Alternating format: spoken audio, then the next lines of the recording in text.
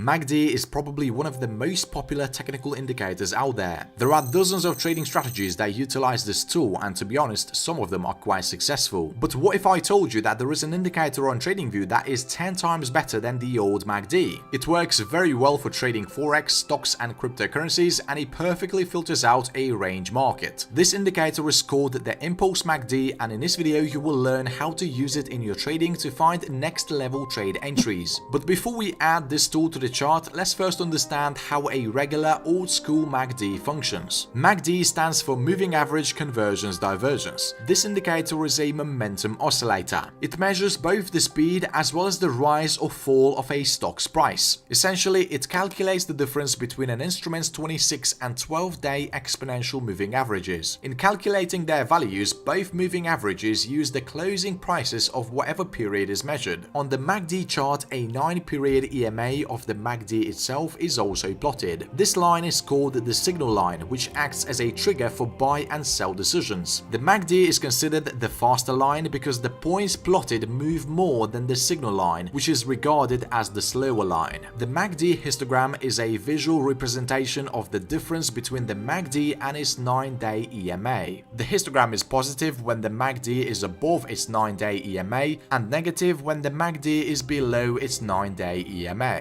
The point on the histogram where momentum is zero is the zero line. If prices change rapidly, the histogram bars grow longer. This signals a high level of buying or selling interest among market participants. When the price shows a slow progression, the MACD histogram becomes shorter. In trending market conditions, MACD signals can be quite accurate. However, market trends only occur 20 to 30% of the time. When there is a range in a market, which happens 70 to 80% of the time, this indicator produces a lot of low quality signals. That's why you might want to start looking for different options like an Impulse MACD. So in order to add this script to the chart, navigate to the indicators menu. In the search bar, type Impulse MACD. The one that you're looking for is this one created by Lazy Bear. Once you've installed it on a chart, open its settings and make some changes to the style.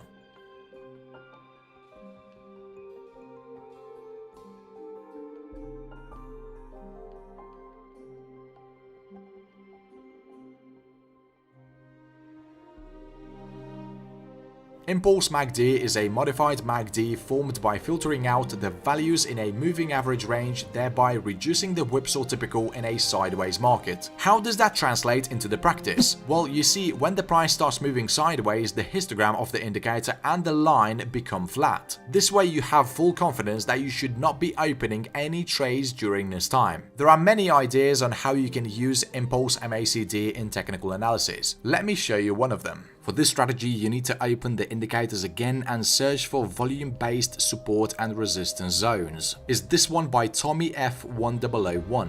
The idea of this indicator is to show multi-time frame key levels of support and resistance that are based on volume. The time frame and the type of zones are displayed right here. You can disable the zones for some time frames just to make the chart a bit cleaner. For this example, we're going to leave the levels on 1 hour, 4 hours and a daily chart. It is more likely than not that the market will respect these major levels of support and resistance. In combination with these zones, the Impulse MACD can produce really accurate and early trade entries. So the entry conditions for a long trade can look something like this. First, the market returns to one of these support zones for a retest. After the retest, the Impulse MACD turns green while the yellow line lies below the zero level. In addition, the price needs to close above the support zone at the time a buy signal is issued. It is also very helpful to make sure that you're not buying at the resistance level, as this can cause a price reversal. For this strategy, you can set a profit target based on previous key levels of resistance, or you can simply exit a profitable trade once the MACD turns red. This is quite an aggressive strategy that gives early entries into the market. The risk reward can, however, be really high since the trend has a lot of potential to develop. If you're looking for a more conservative way of trading, you can enter a long trade when the MACD prints a new light green column. In addition, the bar needs to break above the yellow line. The column and the line should be above the zero level.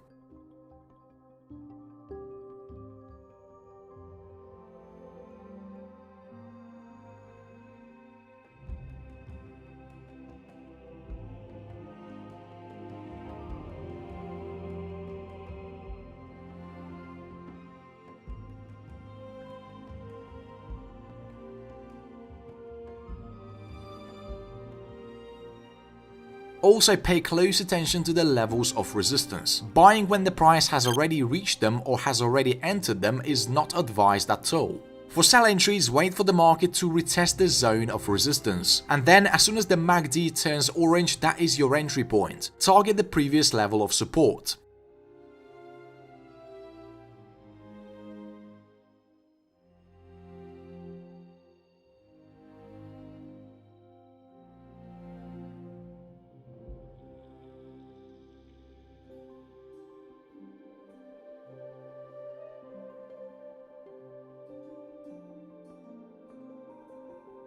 Again, this is a bit of an early entry. If you're a trend trader, you might want to wait for the MACD yellow line to cross the zero level to the downside and then enter the market once a new red bar breaks below the line.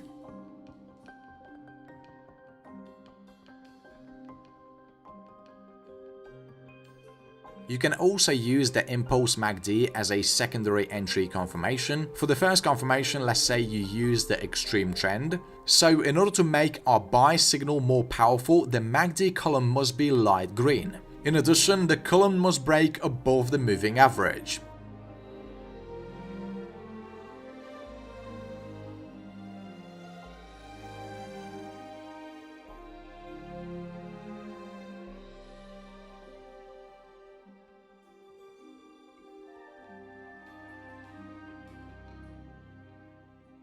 A sell signal, on the other hand, is confirmed by a red column on the impulse MACD that breaks below the line. This way you will cancel a lot of false signals that could have resulted in losses.